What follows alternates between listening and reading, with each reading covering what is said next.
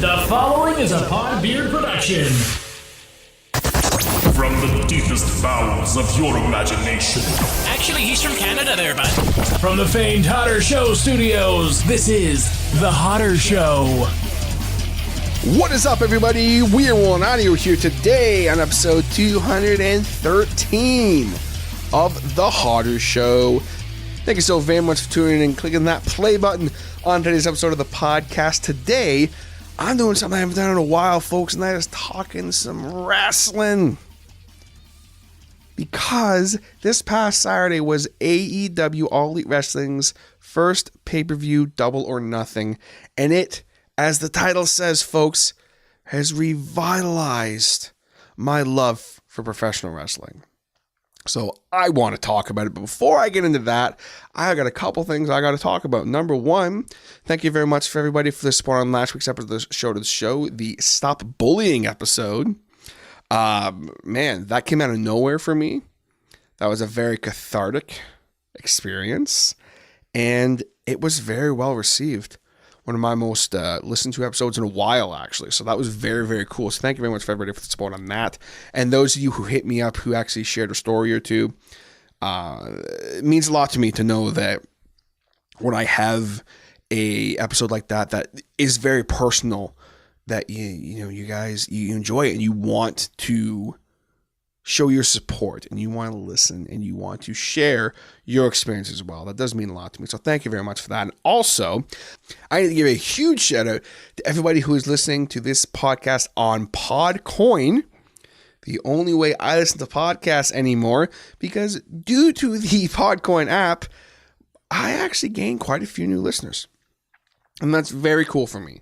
So thank you so very much for that. One in particular, I want to give a shout out to because she literally was binge listening to like every single episode of The Hotter Show, which is very cool for me. And it's very flattering, even if you only listen for 5 minutes or even if you have me on mute, man. I mean, it's all good. But it's like, man, the fact that what's cool about the app is I can see who's listening. And to me, that's cool because I can see it's real people. And I can see what else they're listening to. I go, okay, hey, if they're listening to my show and they're listening to this show, I wonder if this is a good show. And I found a couple great new podcasts through that as well. And this person, Brittany, I just want to say thank you very much for listening to the show.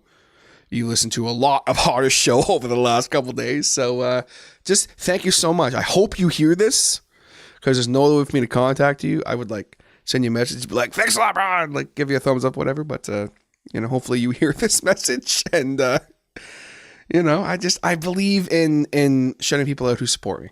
And you've been a big supporter of those. So thank you so very much for that. And everyone else who listened as well. I have had a couple other people who were, listened to a few episodes, but, she's just listening to at this point, I think 60 or 65 episodes or something like that at this point, spanning from last week's episode to episode 15, which is crazy.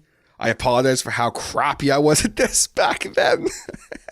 But either way, I'm just a guy trying to have fun. That's what it's all about. And we're definitely going to have fun here today, folks, doing a discussion on why my love for professional wrestling has been revived. Before I jump into that, though, I want to give a big shout out to my friends over at Seat Giant. If you are looking for tickets to any kind of a sporting event, concert event, theater event, any kind of family event, anything you can buy tickets for, folks, you need to go on Seat Giant today. They are a ticket resale service that has vendors from all over Canada and the States. You can either go on seatgiant.ca or .com. Super easy to use interface. You're not going to get lost or have to search for 20 minutes. You type into the search bar what you are looking for. Or if you're not even really sure, I feel like going to a concert, what's coming to my town, you go on to seatgiant.ca or .com, of course, depending on where you are listening to the show from. And you can go, okay, I want to go see a rock band. You go click on rock, and every concert that's coming to your area, you will see. Or if you want to see a specific band, but you're not sure where you want to go, you have that option as well. Or if you want to go watch a baseball game, you don't know what's going on, Go on there. It's super, super easy to use. They have a kind of like a little light up map to navigate where you're sitting. Lots of different pricing arrangements, whether you want to be up on the nosebleeds or right where the action is. Seat Giant has you covered with a full money back guarantee as well. What is not to like? What more do you want? You want more? Seriously? Huh. Okay. How about a discount by using the coupon code PODBEARD? That is PODBEARD, PODBEARD, all lowercase, PODBEARD. Get yourself a little something to check out, and your friends at PODBEARD now will get a little kickback as well. My friends over at Seat Giant, don't mess around with anyone else, because at Seat Giant, they do not just sell tickets, folks. They sell experiences. And with that, we're ready to jump into this podcast here today. Let's get in.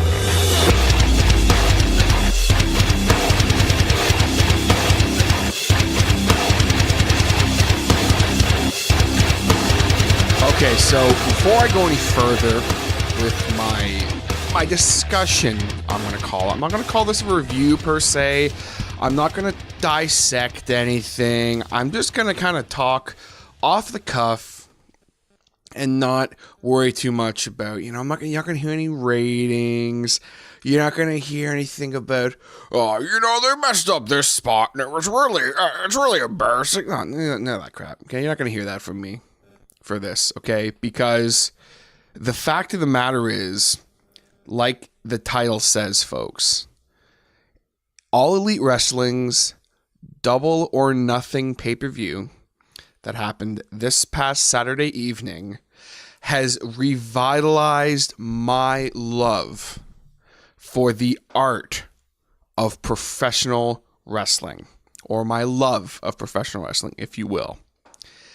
And it's really mind-blowing to think that after all these years of, I've still loved, the WWE product, and I still do. That's not going to change anything. WWE has always been, a huge part of my life, and it always will be. And, me and my friends aren't going to stop watching, the pay-per-views every month together, or at least every other pay-per-view. Sometimes we don't always watch them every single month. And that's not going to change. We're not going to turn into those people that you're already seeing popping up on Reddit and on, freaking a couple of YouTubers and stuff like that, where they're all, we're only going to be All Elite Wrestling now. We're not even going to watch WWE. It's just, the product is. I'm like, man, come on. Just stop. Why are you doing that? Why are you acting like now this is it? This is the end all be all. There's no more wrestling in the world except AEW. I don't like that side of it. But that being said, it is a different product from what we get with WWE, with Raw and with SmackDown, even with NXT. NXT is spectacular because it is a different product from what you get with Raw and with SmackDown and with Superstars or whatever else you're watching from WWE.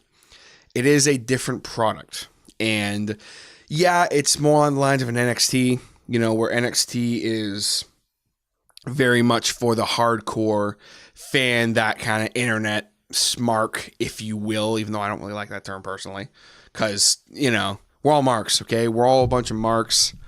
And I don't think that's a bad thing. I used to talk a lot of smack on the show back in the day. That's why one reason I stopped covering wrestling, where I used to use that word really harshly. Well, I would literally sit here and I'd call Ryan a mark or whatever. And now I'm like, you know what? No, I wear that proudly because I love pro wrestling. And what I witnessed Saturday night was a true revitalization in my own self of the love of that art form of what professional wrestling is. And that was something I didn't really expect. And what I want to talk about kind of in brief detail, I'm going to kind of just talk from the heart more than anything, guys, because that's what this really is. And that's what it was, a very overall emotional show. Like, there was so much going on, and this was it had to be spectacular. It had to be just mind-blowing. And in my very, very humble and completely uneducated opinion, it not only delivered, but it knocked it out of the damn park. Overall, on a grand scheme of things, I absolutely loved this pay-per-view. I loved every single match. I liked some matches more than others, obviously. And then, of course, the main event, or events, I'm kind of going to say here, were definitely some of my favorites. But, you know, one of my favorite matches of the night was one a lot of people haven't really talked about. So I thought that's cool that I really enjoyed that. And I couldn't really pinpoint why. So that was cool. So I'm going to talk about that. But before I kind of dive into, you know, the event itself, I'm going to give you guys kind of the rundown of the card. Who won what? A very brief, basically, here's what happened. So if you have not, for some reason, watched AEW's Double or Nothing pay-per-view, I strongly implore you to go and watch it. I don't know why you're listening to this podcast right now if you haven't watched it, but I guess. But either way, you should really go watch it. Take it all in, sit down. It's going to be a few hours of your time. I think it's about 3 hours in total. I don't even remember. It was such a whirlwind. It felt like I was watching it for like an hour and a half, maybe. Because actually, it was about 4 hours, actually, because the pre-show for us started at 7. So that was the quote-unquote pre-show, and it went until about midnight for us. So it was actually 5 hours. So, it's a lot of wrestling, but it felt like I was watching for like an hour. And that was what was so freaking cool to me, was the fact that time just went by so quickly, and every single match, there was stuff about it I enjoyed. So that's cool, and that's why I'm excited to do this. I usually like to, like I said in my intro, I usually like to do these kind of pay-per-view reviews or anything. When I used to do them, I used to do them with someone else, because it's fun to get other people's opinions. It's always more fun that way, but with this, it's like, I really felt the need to talk about it. Not even the need, but the want, the desire to talk about it, because of just how much I enjoyed it and how I feel, this is just, it's such a cool freaking thing, and everybody's talking about it. So I'm like, come on. I got to talk about it in my own way. Let's be serious here. But anyway, before I get into the actual card itself, there's a couple things I want to touch on. Number one, if you guys follow me on social media, me personally, TJ Hodder, not the Hodder Show. By the way, how's it going, TJ? What's up? I'm TJ. How are you? If you're maybe a new listener of the show or something, I am actually a Hodder, TJ Hodder. That's the Hodder Show. Yeah, see what I did there? Anyway, that's another problem too with doing this solo. I'm going to go off on a bunch of dumb tangents probably. But I was extremely excited for the announcement that was made the day before before Double or Nothing. Okay. And that, my friends, was the fact that it was announced that AEW has signed to a multi-year deal the man of 1,000 holds, the Iceman, the Shooter, whatever you want to call him, the man, one of my favorite wrestlers of all time, definitely in my top 3, probably in my top 2, Dean freaking Malenko. Now, if you guys aren't familiar with who Dean Malenko is, he was a staple in the WCW Cruiserweight division. Man of 1,000 holds was kind of his tagline. Submission guy, very no-nonsense style wrestling. Spectacular matches, suplexes, holds, great psychology, very cold, calculated performer. And he was a small guy, which, nowadays, what is a small guy? Put it this way, if Dean Malenko was around nowadays, he'd be a top guy. I truly believe that. He was not known for having a lot of personality, but it was one of those things where because of his training, he was taught that like you don't have personality. You go in there, you kick ass, you leave. Because he's known as a very entertaining guy. But when he went to WWE, he didn't have a great... He also had a spectacular run in ECW, by the way. I kind of should mention that, in Japan and all that fun stuff. But we're not here to talk about his runs and that with his wrestling. But he was in WWE for a brief period of time, WWF at the time, of course, in the Attitude Era. He had some cool stuff that he did, but it just didn't work. You know, they didn't know what the hell to do with Dean Malenko. You know, so he ended up transitioning into a backstage role as a producer. And he did that for, I believe it was 10 or 11 years. I could be wrong on that. I know it was at least 10 years. And he recently quit. And it wasn't really talked about a lot. And there's that small portion of people that were like, is there a chance? Maybe. They hired other WWE guys or WWE alumni. Like, obviously, it's pretty well known that Billy Gunn, the one Billy Gunn, Mr. Ass, New Age Outlaws Billy, was brought in as a producer. And I believe as a trainer as well, or a coach, I believe they're kind of calling it. So it's not completely weird to bring in more ex-WWE guys who have tenure and they know what the hell they're doing. So it was announced on Friday that Dean is being brought in as the senior producer and as a coach. So here's why I creamed my spinach over that, okay?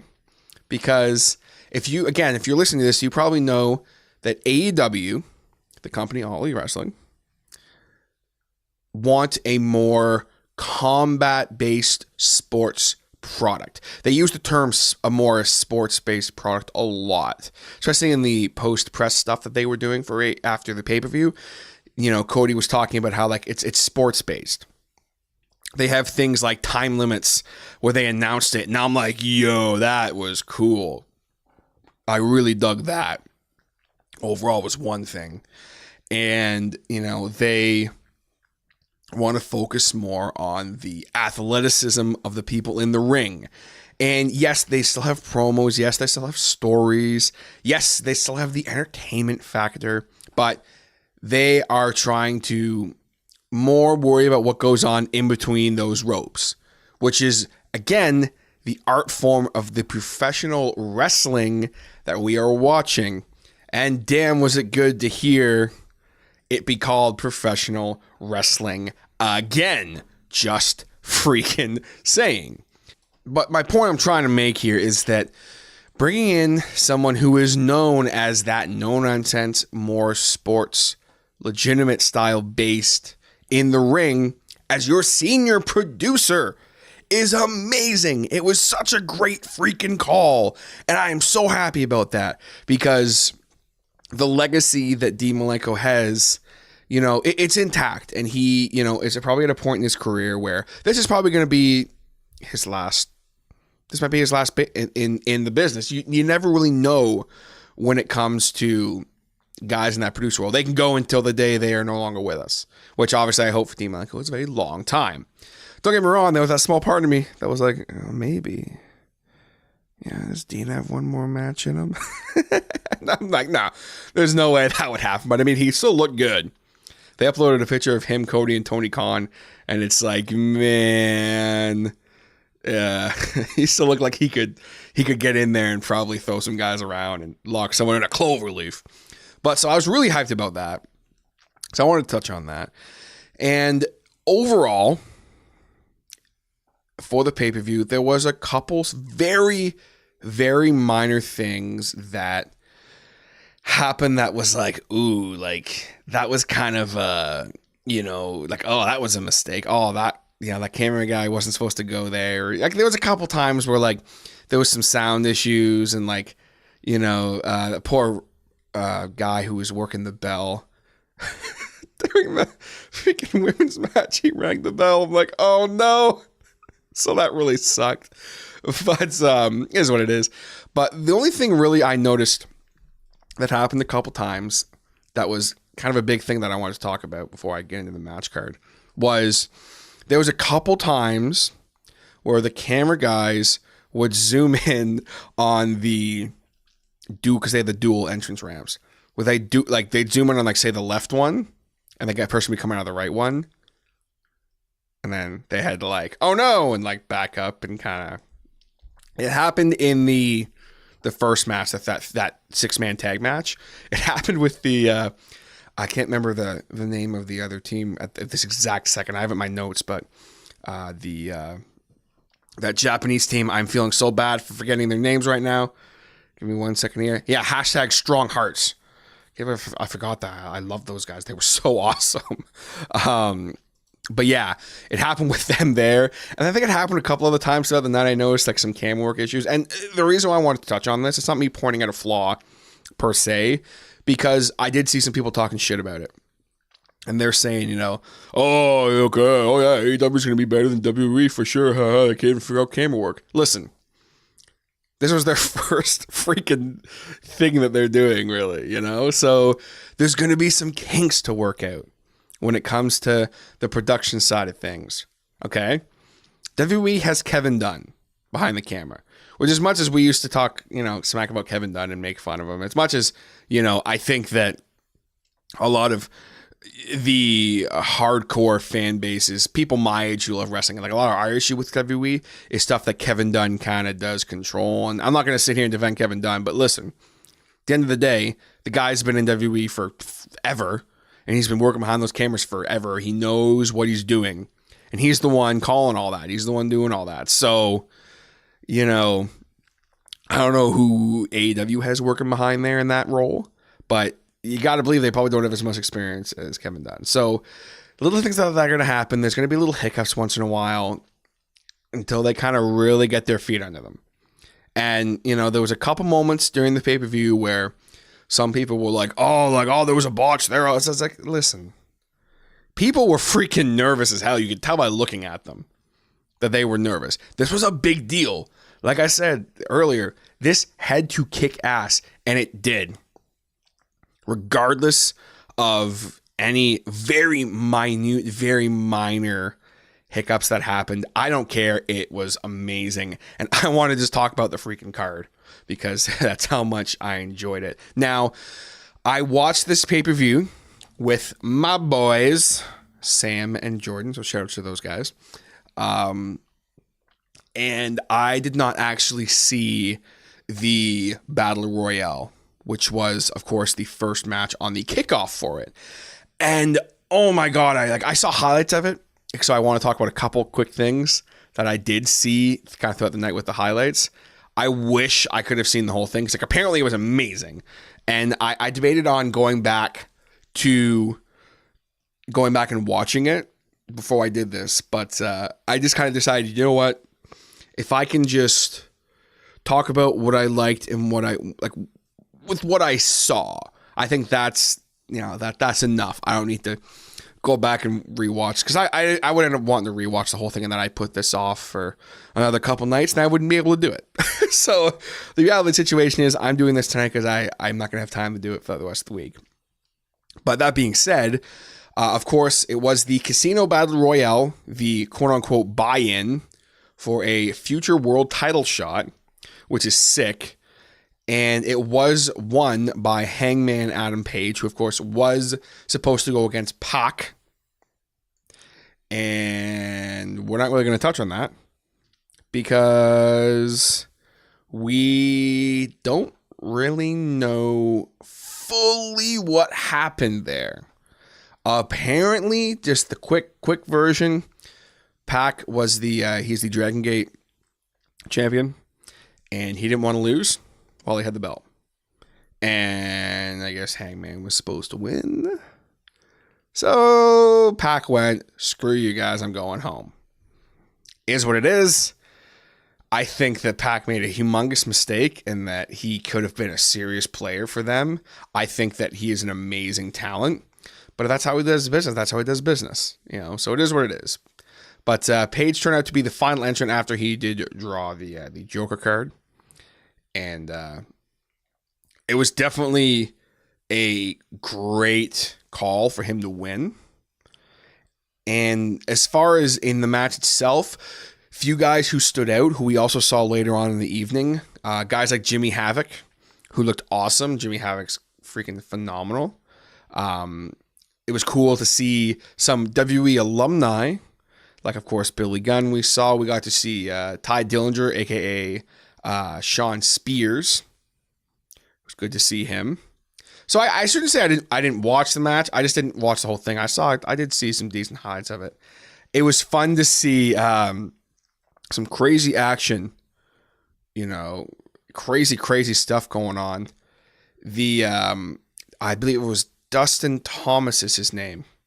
He's the I don't know the proper term for it, and I'm not meaning to be, malicious with this or anything, but I think he's a double amputee is the proper term.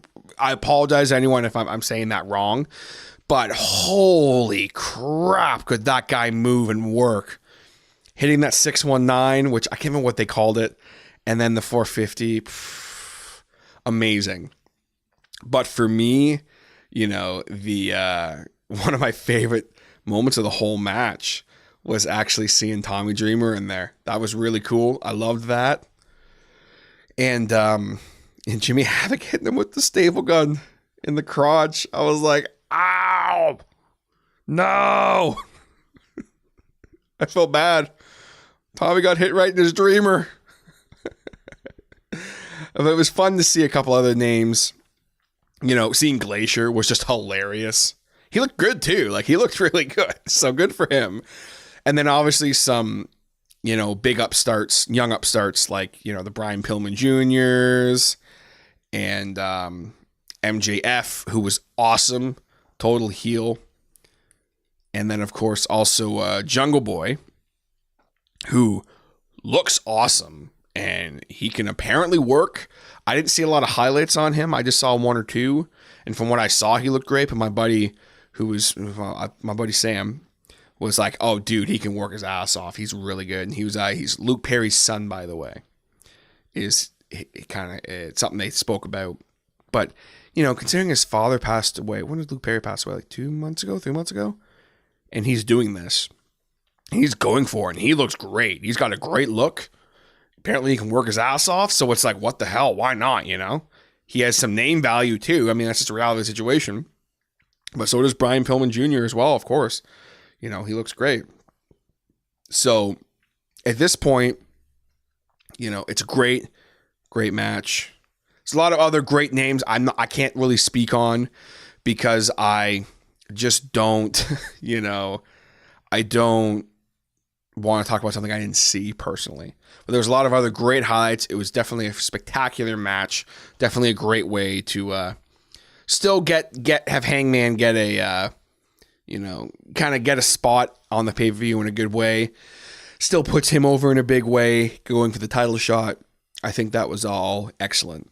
So the next match that happened was one I really enjoyed. And it was Kip Sabian versus Sammy Guevara. And I apologize if I butcher his name. Now, what was interesting about this is I had no idea who either of these guys were. And there's a few people in this freaking pay-per-view. I didn't know who they were. I'd never seen them before, ever. And that is my ignorance as pretty much a strictly WWE fan. But again, after watching AEW, I have a few guys I want to keep an eye on, and I want to seek out more wrestling now. Because that's how much I enjoyed the not WWE product. Again, not that I don't still enjoy the WWE product, but that's just the reality situation. But both guys looked great. Very fast-paced. Lots of high spots. Lots of high flying. Both guys are kind of that cruiserweight style. It was Sammy. He landed a brutal-looking freaking shooting star press off the apron, right over top while he was on Sabian, while he was kind of like on the barrier. Oh man, it was brutal. Like I've been watching wrestling for a long time, even though I kind of got out of it for a little while there. So like when I see something that's just, it makes me go, oh man, it's brutal. And that was definitely a brutal spot. But Kip Sabian did end up picking up the win with a sick looking finish. So very, very cool. Great match. Another great way for a buy-in to start off the pay-per-view. After watching that match, if you were still debating on whether or not you were going to, buy in, it's like, man, you bought in for sure. For sure. And the first match of the night that we had on the actual pay-per-view itself was a spectacular 6-man tag match. I kind of touched on a tiny bit earlier. And that was SoCal Uncensored versus the hashtag Stronghearts. Definitely a very cool way to start out the pay-per-view. I was familiar with SCU because I know Frankie Kazarian and I know Christopher. I've been watching Christopher Daniels for years on and off. I was not familiar too much with the other gentleman. Cannot remember his name, and I did not write it in my notes. Oh God, I cannot remember his name. It's bothering the hell out of me. Can't remember his name. But he was great. Whatever his name was, the other gentleman in the SoCal Uncensored, who was Frankie Kazarian, or Christopher Daniels, who looked amazing. He had some great spots. Got a great look. He's great on the mic. I mean, Christopher Daniels is great on the mic, so is Frankie Kazarian. The little thing they did before the match, that was great, obviously. And I think that it definitely wasn't the best match of the night, but it was definitely very enjoyable. And seeing all that talent in the ring, the one guy who was on the hashtag Stronghearts from the Oriental Wrestling Entertainment trio, he was the gentleman he was just wearing boots and like the trunks, no elbow pads or knee pads or anything, which I always thought looked weird, but he looked really cool with it. He was built too. He was a big guy. He kept hitting those freaking Germans, and poetry, absolute poetry. Every time he hit one of those Germans with the bridge, it's like, Jesus, you could kill somebody with that. It looked so good. So good. Definitely a great match and a phenomenal way to start off the pay-per-view. So the next match that we had was a 3-way, just kidding, 4-way women's match.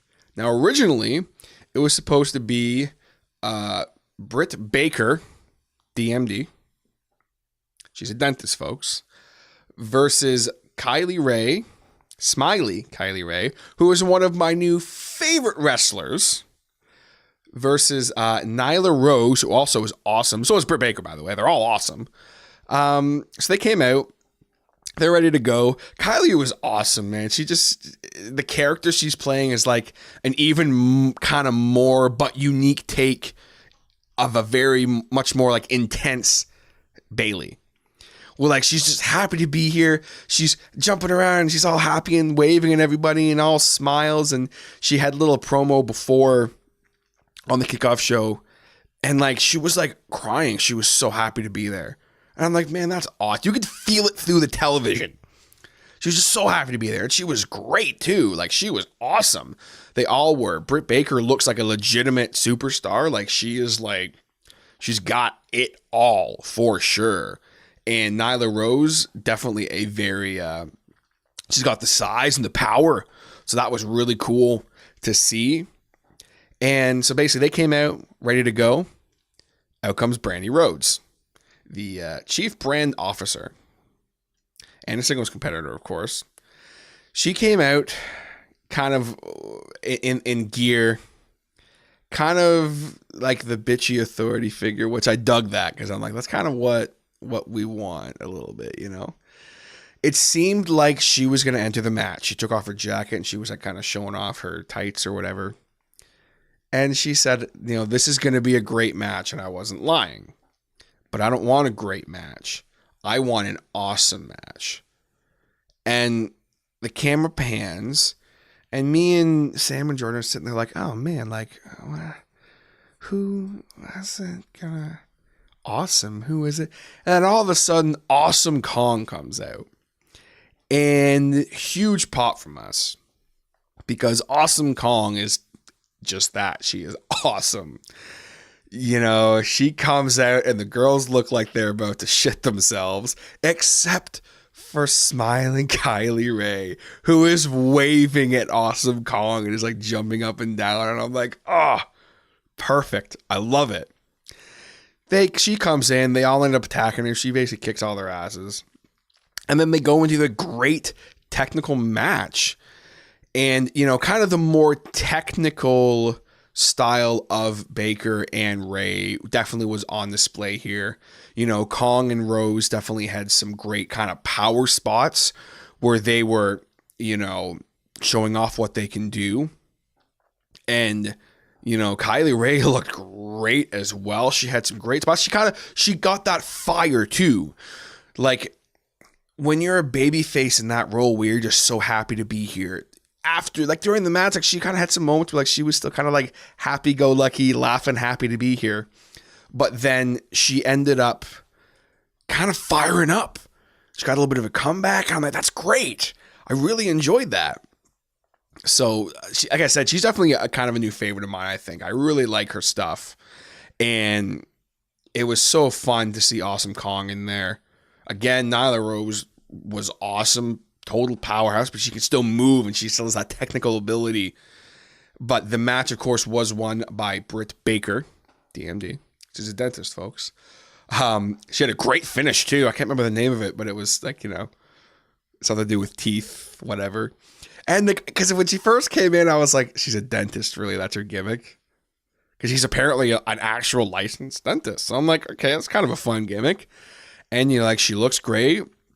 She looks to me like, okay, Kylie Ray, if she show up in NXT, I'd be like, cool. Like, she looks like she kind of belongs there. Main roster with that gimmick, I don't know if it would work out. Kind of look how it worked out for Bayley. Nyla Rose, I don't know about that one. Again, NXT for sure, but I don't know how she'd work out on the main roster. Awesome Kong, been there, done that. Didn't work out for her, unfortunately. But like someone like a Britt Baker, I'm like, she looks like she could show up on Monday Night Raw tomorrow. She just has that look and that presence. And that was cool. It was definitely a perfect introduction to the women's division in AEW. And, man, phenomenal match. Phenomenal match. Some people say it was definitely top 5 matches of the night. And I would totally not disagree with that. I think it was definitely a phenomenal match. So I've got a few more matches to cover here, but before I go any further, I want to stop and give a big shout out to my good friend, Mr. Jason Reese from Jaybird Digital Arts. If you guys have been following the Hotter Show, you know all about Jason and the phenomenal work that he does for me, for the Podbeard Network. He's also done tons of stuff for me personally. Whether I need any kind of logos or banners or t-shirts or photo manipulation, business cards, stickers, you name it, Jason has done it and can do it for you, all at extremely affordable prices and surprisingly quick turnaround. Between you and me, the guy never freaking sleeps.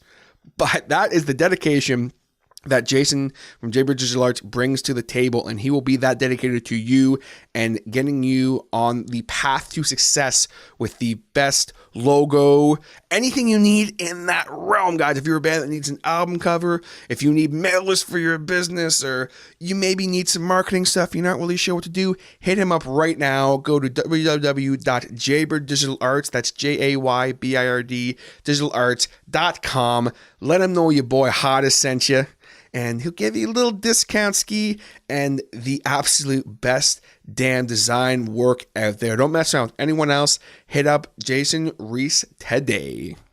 So you're sitting listening to the show right now, and thank you so much for doing that, by the way. You're being entertained, I hope, having a good time listening to this podcast. Maybe you're at the gym, or you're taking a drive, or you're getting some stuff done around the house, or whatever it is.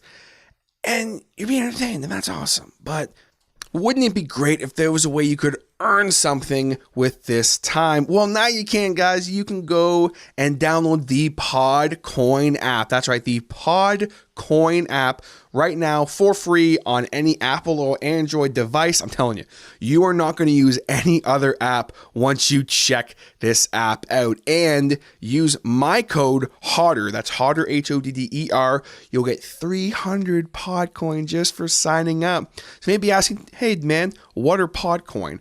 All you need to know is Podcoin are kind of like earning tokens at like a carnival, or tickets, if you will, to get rewards. It's the exact same concept. You listen to podcasts just like you are right now, and every 10 minutes you will get a Podcoin. Or if you have a streak or you listen to bonus podcasts that give you more, like mine right now, you will get even more Podcoin. It is so easy. After a certain amount of time that you've collected your Podcoin, you can cash them in for spectacular rewards like Amazon gift cards, Starbucks gift cards, and even like a pair of freaking spectacular headphones if you're that dedicated, guys. And if you would rather give your Podcoin to a legitimate, very worthy cause, you can do so all on the app. Or you can do a bit of both. You can gain some Podcoin for yourself and you can give some. That's what I personally do with this time. I'm telling you, you are not going to go back to listen to podcasts any other way. It is so satisfying to know that like me personally right now, I'm on a streak. I'm earning extra Podcoin. I'm listening to a bunch of bonus podcasts. I found some great new podcasts on this app, and my podcast personally has had a nice increase in listeners. So thank you very much, Podcoin, for that, and those who are listening on Podcoin. Don't mess around with any other app. Earn something with this time aside from just being entertained. Download the Podcoin app and get paid to listen to your favorite podcast today. Jumping back into the match card here, we have a great tag team match that was up next. The Best Friends, which is, of course, Chuck Taylor and Trent Beretta, who is cool to see Trent Beretta again, by the way, going up against Angelico and Jack Evans. And holy crap, this was the first kind of traditional tag team match in AEW at this point. And it was definitely a, follow this match. Holy crap. Evans and Angelico are machines. I'd never seen these guys work before. I'd heard of Jack Evans, but I'd never seen him work. Tons of high spot aerial moves that were just breathtaking. Couple of kind of very high risk kind of tandem moves as well. But, nothing to be taken away from Chuck Taylor and Trent Beretta, because they were, definitely gel very well as a tag team. Super awesome tag team. Lots of great double team kind of tandem moves. That's what you want to see. There was no stupid spots that just didn't make any sense. It was very logical. There was definitely a lot of thought put into it. And it was cool because after the match, all guys shook hands and it seemed like they were about to hug. And then the lights went out. And that was when an unnamed tandem appeared. And after the lights went out for a second time, started a group of masked minions. And they just dominated them. They kicked the crap out of them. Afterwards, the one guy who was this big guy with a mask, who was clearly kind of the leader from what I could gather, he made a human throne out of his minions before the lights went out a final time, and then it went to another thing. And man, I don't know who those guys were. I have no idea who they were. My buddy told me that it was apparently they're called the Super Smash Brothers or something, and I'm like, I don't know. I find it funner that I don't know who they are. And it's like, I could have done my research to figure out who they were for this podcast. But I'm like, you know what? I'm not going to do that. I am not going to do that. I'm going to just watch AEW and find out who they are then. But I am intrigued as hell by that big guy. I really liked him. He had a sick move that he did. And he seemed to move really well. And I really dig the gimmick.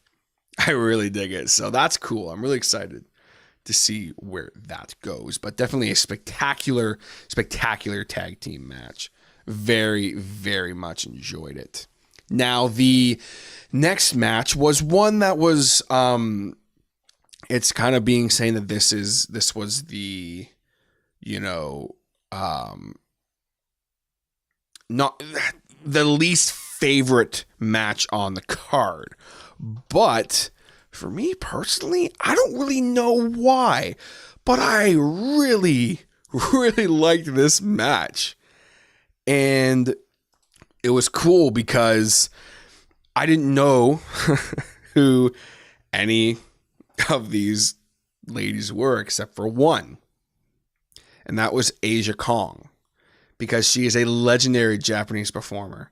And when they announced the first team, they were, they all looked great. They looked like they were ready to freaking go. I really liked, I really don't want to butcher her name. I apologize to those if I do. I think it was a Hakuru Saide. This girl in the red spandex type tights with the trainer, like kind of kendo sword. I really liked her. I think she was on fire. Just again, a presence that I couldn't help but watch what she was doing the whole match. But it was cool because they announced Asia Kong and she comes out, and I mean, like, she looks rough. Like, she looks like she's an old veteran, and she's kind of limping, you know, like you can tell, like she's hurting walking to the damn ring. But what was cool was, like, I was like, man, she's like legit a freaking legend in Japan. Like, she's a big deal. She's trained countless people. A lot of these people were some of her students as well, you know, and it was cool because as she's walking to the ring, the commentators are putting her over huge, which, by the way, I just realized I didn't even touch on that. So I'm going to touch on that in a second. Can't believe I missed that. Oh my God. Wow. Can't believe I missed that. But them putting over, I believe it was Excalibur, he literally said, "It is an honor that I'm about to witness her in the ring." And he said it, and he freaking meant it. You can tell by the way he was speaking, you know, and JR was putting her over huge as well, talking about, you know, she had some pretty nasty matches with Bull Nakio, was her name? Bull Nakio? I can't recall her name right now. But, yeah. And they got in there and they freaking had an awesome match. Lots of great, fun spots. You know, a lot of the, you know, this is wrestling chants and stuff like that. And it was cool because there was kind of a breakneck pace. You know, it was very fast paced until, of course, Asia Kong got in the ring. But like, I liked that. It just slowed right the hell down when she got in there. And she just kind of started picking apart, I think it was Rio was her name, I believe. Someone with the 2 titles. I feel that was her name. This is my problem when I make notes for this stuff. Like, I need to get back into it where I like make notes of everything. And because I'm not familiar with the talent, it's like, that's why this is just kind of a bullshit review, if you will, or a bullshit discussion, if you will. But it was cool, you know, to see that, and she just beat the hell out of everybody. And the great spot with the little garbage can thing she had, I really liked. I believe it was Yuka, I believe was her name, who was the princess. I think was her name. She was. I remember her. I remember how she looked. I remember everything about her. I just can't recall her name. But oh my God, she was like. My buddy kept saying, "Is like, dude, she's just a full gimmick." And I'm like, well, yeah, she's jumping around and she looked great. She had a really fun, like, unique look and presence, and I really liked her. She was very fun to watch and very, like, you know, typical, like, hello, like very happy-go-lucky, kind of that fun anime type character, if you will. And that was very fun and cool, considering that most of the other competitors in the ring were very kind of no nonsense, except for that Emmy Sakura, the one who was pretending to be Freddie Mercury. I really liked her too. But the match was won by not Aja Kong's team, but the other team. And the match was won by the one girl I really liked, Hikaru Sahida. It was great. Really liked that. The only thing that sucked was during this match was when they say it was a botch. I don't know, man. There's a part of me that feels like it was kind of like a fun spot they did. And it was like, ooh, like that was just to make it seem like it was a mistake. But I don't know. I'm not going to comment on whether or not it was actually a botch or not. I don't really give a shit. I think it was a fun spot. It added to the match for me. But man, the look that ref gave the freaking bell guy, it was great. Jesus. I'm glad she got a job at AEW, by the way. I can't recall that ref's name, but she's awesome. Her facials and everything, oh, spectacular. Spectacular. But a great match. I don't know why everyone kind of is crapping on it. I really enjoyed it. It was one of my favorite matches of the night. Really, really enjoyed it. But I realized during this little spiel here, I did not touch at all on the fact that Jim Ross, back on commentary. I cried. I knew he was coming back. And they announced he was going to be here. They had him walking from the locker room, the gorilla or whatever. And man, when the cameras came on them and good old JR was standing there welcoming us to the broadcast, I literally had tears in my eyes. God damn, it was so good to see him back where he belongs, and he kicked ass. No one cares about how someone looks. It's how they sound. We don't give a shit how they look. Okay? And Jared looked good. You know, he looks like he was maybe lost a little weight. He's, good. His guys like, cool. Right on. He was wearing his best hat. It's like, this is cool. I really like Excalibur's commentary. I wasn't familiar with him, and then Sam kind of enlightened me that he does commentary for, I think it was AAA. Apologize, Sam, if you're listening and I messed that up. You're sitting there screaming at me right now. But he was awesome. At first, I don't know. I was like, this guy's wearing a Lucha Libre mask and he's doing commentary. It's kind of weird. Like, it kind of tripped me out a bit because, like, I can't see his eyes. But, like, it was fun. My only grief, good God, the other guy, who was a great play-by-play guy, Alex Marvez, great play-by-play guy, kind of seemed like he was a little nervous. But good God almighty, sometimes during the freaking show. And yes, and what's great about that, JR, is actually the fact that Cody Rhodes actually is the brother of Dustin. What? I don't know what was going on, but like sometimes he'd be like really into it and like yelling. And other times he'd be like really quiet and he'd be talking. And yeah, so I definitely agree with you, JR, wholeheartedly on that. And like he kept like repeating what people were saying, and I'm like, what are you doing, bro? But like I still enjoyed it. Like I really liked his work, but I was just kind of like, I don't understand it. So I was kind of making fun of it all night with my boys, just like kind of, I kept looking at them. So anyway, Sam, this is just good fun, all in good fun. But I love the announcing, or the announcing too by Justin Roberts. Freaking awesome to see Justin Roberts again, by the way. And definitely great, but I have to move on because I have to talk about the next match. The next freaking match, guys. Oh my God. Cody versus Dustin Rhodes. This is the match I want to see. This is the match I was most looking forward to. And I knew this match was going to just blow me away. And it did. One of the best wrestling matches I have ever witnessed in my life, especially live. An absolute masterpiece. Seeing Earl Hebner in there was amazing.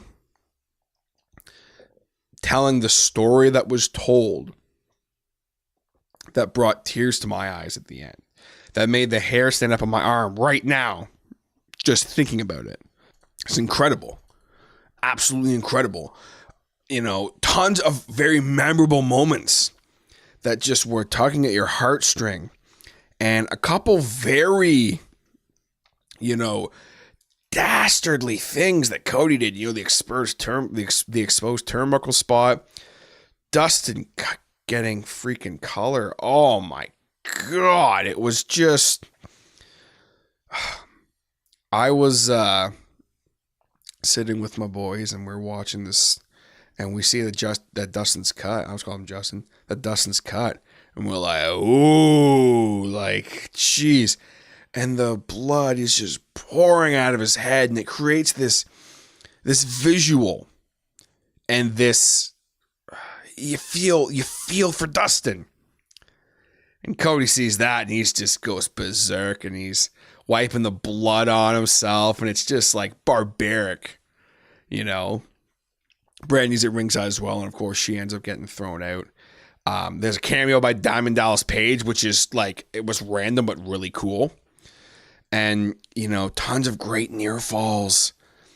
And it was just this beautiful, beautiful freaking match. It was a war. Jesus, it was a war. And, they both did the crossroads. They both kicked out of it. And, it was, Jesus. Amazing, amazing match. There's a couple things I would have loved to have seen Dustin hit the Shattered Dreams, but it wasn't meant to be. That's okay. Maybe we'll see it one day. And, just emotional, man. Emotional. I don't really have, too much else to say about this, because that's how emotional for sure. My favorite match of the night, hands down. And I don't have a lot to say about it, because you need to watch it. You need to watch it, and you will understand. The story that was told inside that ring was what is my favorite professional wrestling. That kind of more emotional side of it, where, it's just a dastardly heel against a, white meat baby face, and it's an emotional thing. Tug on your heartstrings the whole time. And at the end of it, there's all these fight forever, this is awesome chants, and, Cody leaves the ring. He wins, of course. Leaves the ring with Earl. And Earl whispered something to Cody, and I want to believe it was something like, Gene would be proud or something like that. And he kind of patted him on the shoulder, and then he walked away. And Cody took a couple deep breaths, and then he walked. And I was like, they're leaving Dustin the ring. Like, that's what you got to do. That's what you got to do. And there's all these thank you, Dustin chants. And Dustin he kind of gets up, and he starts taking off his boots. He's going to leave his boot in the ring, as is the traditional wrestler thing to do. And it's like, he's done. What a way to go out. Jesus, go on your back. That's the way to do it when you're a real pro, man. That's the way to do it. And Cody comes running back in. It's like, oh, come on, man. But Cody grabs the mic, and he says to Dustin, you can't retire here. You don't get to retire here. This is not what you do. And he goes on to talk about how he signed a contract for a match at the next pay-per-view. And he said it was a match that will be a tag team match. Was as me and a partner of my choosing, and everyone just loses their mind. I was tearing up already. And Cody is like, his one hand was like shaking, and he's keeping it together. But like, even Dustin, he was kind of like, what the hell? And he says, it's against, in my opinion, the best tag team in professional wrestling, which is the Young Bucks. And he kind of stood there for a second, kind of got his composure again. I think at this point, I know what's coming. I'm like, oh my God, I'm literally tearing up talking about it right now. And, he says, I don't need a partner. I don't need a friend. I need my older brother. Well, I think he said my big brother. And he just started crying. And Dustin started crying. And now I'm crying. And they just hugged. And it was just this beautiful moment. The icing on the cake. Good God. You can't follow that. You can't. Just. amazing. Absolutely amazing. Definitely the best match of the night, the best moment of the night, in my opinion. One of the best things I've seen in forever. Watch professional wrestling, straight up. Just amazing. Amazing stuff. So after that, we had Bret Hart introduce the AEW Championship, which looked quite nice. I didn't think it was the best looking title in the world. Everyone's like freaking out about it. I'm like, okay. But definitely a beautiful looking title. It was great to see Bret. Surprised to see Bret. Holy shit, I didn't see that coming. That was big time. Didn't see that coming. So he calls out Hangman and is basically like, he's going to face whoever wins the Jericho Omega match, which we will talk about fairly shortly. He will face that person, and they'll be the first AEW champion. Like, oh, cool, right on. MJF comes out, cuts a great heel promo. He talked trash to both Paige and Hart, which was cool. Look at me, old man. I was like, oh, dude, Brett's just standing there like, who is this guy? Like, just come on. So, like, of course, Paige is like, oh, come in here and say that, and MJF starts walking away.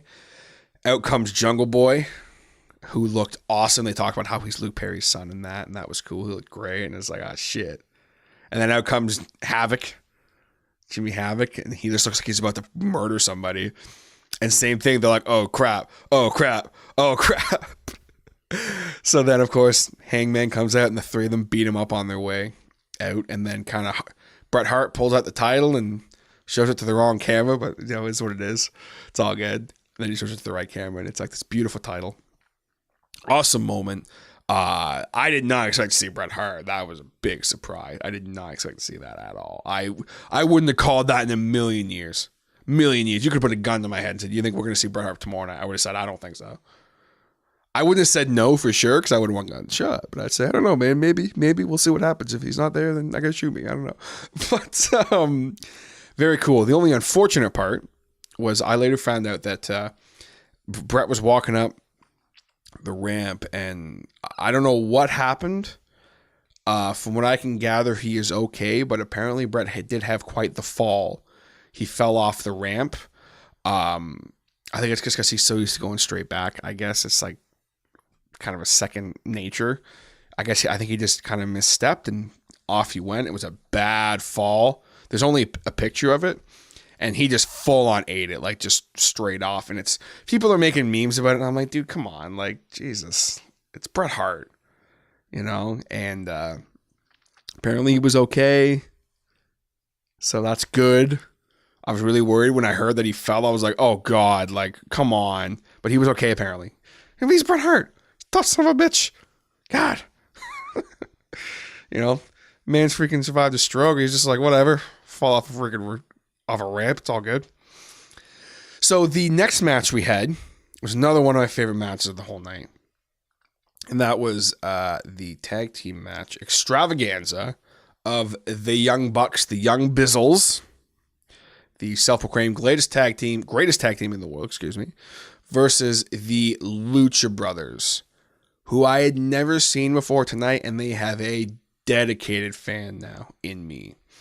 The only title match that was on this card, and holy crap. Both teams looked amazing. They looked absolutely amazing.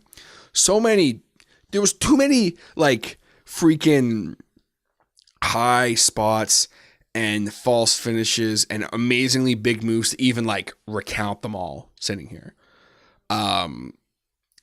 Couple things that was just like, oh my God. Number one, Pentagon Jr. is literally,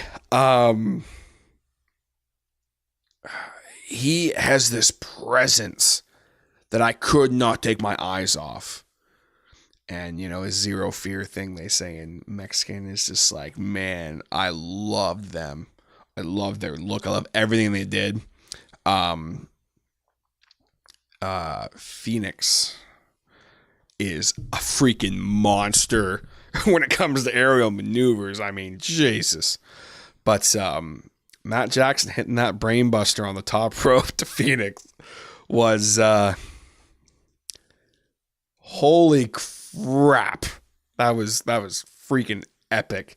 And then I think it was Nick who he did that crazy spot where he runs in the ring, takes out Phoenix, jumps up over the top rope, lands on the apron, starts running, whistles at freaking Pentagon and just kicks him in the head, jumps back in the ring, and then I think he tries to pin him. But seeing that crazy package pile driver too from Pentagon. I miss pile drivers, by the way. Holy crap, I miss pile drivers. You know, not everyone's going to kill someone with them. And I thought the match was over. I really thought that the Lucha Brothers were going to pull away with this one. I really did. But the Young Bizzles, they rallied. And they ended up hitting the Meltzer driver for the win. 1, 2, 3. It's over. But holy crap. We better see that match again. Because now that I know now that I know the Lucha Brothers, like I kind of knew Pentagon. I knew who he was, but I didn't even know he was in a tag team. Because again, this is how much I don't pay attention to wrestling anymore. But again, holy crap. What a match. I would say it's probably, I think it was the second best match of the night. If I'm being honest with myself. My opinion. Second best match of the night. Amazing match. Strongly suggest you guys go check that match out if you have not seen it. Just watch the whole damn pay-per-view at this point. But for sure, go watch that match because it was just amazing. Now, we now come to the main event of the evening, which was the legendary, always awesome, always on freaking point, Chris freaking Jericho versus the cleaner, Kenny Omega. I will always call him the cleaner. This is me personally. For the chance to earn a future world title shot. Now, this was going to be awesome either way. It was going to be great. They have amazing chemistry together. Kenny Omega is one of the best wrestlers in the world right now. A brutal match. You know, I love Jericho's entrance, by the way, that he had. All the different sides of Jericho, or the alter egos of Jericho. And Jericho looked great, man. He came out and they had a great match. You know, I don't, again, you know, it's weird. When I get to the end of the card and the matches I really liked, I usually don't have as much to say about them. It's really weird. But it was a very close match. It was a hard-hitting match. Oh, my God. Physicality on both guys was just freaking amazing. Absolutely amazing. Without a shadow of a doubt, both guys look great. Jericho definitely full on heel. And I love this Jericho. I've never seen this Jericho before. But it was, holy shit, he was great. And it's funny. They were talking about his new finisher, the Judas Effect, right? And I'm like, so what's the Judas Effect? Oh, it's like a spinning back elbow. And you can ask my boy, Saber Jordan. I literally said, I don't buy that. Like, what do you mean? He hits someone, it's just, come on, it's a striking move. Like, it's just like, because when I heard that, I pictured Jericho like picking someone up from the ground and going like, come on, baby. And then just like, hot, bam, smacking him with a spinning back elbow. And I'm like, that's it? That's his new finish? That just seems like a reversal to me. That seems like just like a little spot. So I was like, I don't buy it, guys. That's lame. It's like, what's he going to do? Fall over? Oh, I am defeated. And just fall over. Like, what the hell? So I was kind of bummed on that. I'm not going to lie. And great match. Freaking Kenny almost got Jericho a few times. It was very close. Jericho absolutely freaking killed it. And man, him pulling off the victory the way he did with the Judas Effect. I was completely wrong on that move. The way he hit it, it was a desperation maneuver. You've thrown everything at your opponent. God damn it, go down. Bam. Judas effect. Out cold. Kenny sold it beautifully. Jericho hit it like just, it was poetry. And the fact that Jericho at this point, like, I mean, he's slowing down a little bit. He has to be. He's freaking almost 50. Like, Jesus. Like, he's got to be in the twilight of his career. And I'm sure he'd even tell you that at this point. Don't get me wrong. I feel like Jericho's still got quite a few years left. But he's got to be on his last few years. He has to be. His style, the way he works, he's not going to be a Ric Flair, I don't think. I don't think he can. It'd be crazy. But that night, he was as good as he's ever been, in my opinion. As good as he has ever been. If not even better in some ways. And it was just amazing. And he jumped on the mic afterwards. And he cut that great heel promo. Talking about how freaking, he is who he is. And like how AEW isn't a thing for the fans or for anybody. It's for him. And how they can all thank him for making this a place now. Because, he is Chris Jericho. And he is basically the face of the company and blah, blah, blah. And he's droning on. And all of a sudden there's this commotion. And it's like, oh shit, somebody's here. And you just see this person walking in the crowd. And I go, oh, damn. And it was Sam's like, oh, who's that? And I'm like, bro, it's Moxley. He's like, what? All of a sudden, freaking out jumps John Moxley, a.k.a. Dean Ambrose. Coming through the crowd. Jumps up, looks great. New look, new gear. Oh, the crowd was losing their minds. He slides in the ring, takes one look at Jericho. Jericho takes one look at him. And Jericho's like, what are you doing here? Get out of here. And then freaking he hits him with a dirty deeds. And it's great. He hits the ref with the dirty deeds. And then he goes to hit Omega. Omega gets out of it. They brawl out into the crowd, up to the entrance ramp. And he freaking, they go up on those chips. And Moxley hit him with the dirty deeds, and it looked brutal. And then he freaking FU'd him off onto the stage through a table, and it was like, oh, shit. So, spectacular. Amazing match. Definitely one of my favorite matches of the night. In my opinion, the third best match of the night. I don't think story-wise, it can even compare to Dustin versus Cody. And I don't think it's a fair comparison. In my opinion, every single one of these matches brought something to the table. Something different to the table. Especially your three main events, quote-unquote, your main matches. They all brought something different to the table for a different type of wrestling fan. If you like the action and the more kind of the high spots, stuff like that, you liked the tag match. If you like kind of the more traditional professional wrestling, you liked Dustin and Cody. And if you kind of like the mix of both, where it's like their storytelling and it's like kind of the action side of things, you liked Omega and Jericho more. It just depends on what you like. And for me, Dustin and Cody was the best match of the night. But amazing. I'm so excited for the future in AEW. I can't wait to see where they go with all these stories. I can't wait to see Hangman versus Jericho. And I can't wait to see Moxley versus Omega. And that's about all I got for AEW here. As I record this, it's very, very late, so I apologize for the kind of random half yawns and stuff. It's very, very late right now as I record this.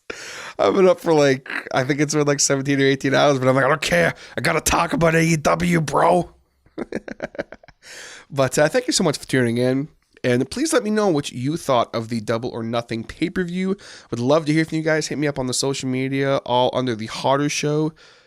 We have Facebook, Instagram, and Twitter. As well as you can email me anytime at thehardershow@gmail.com.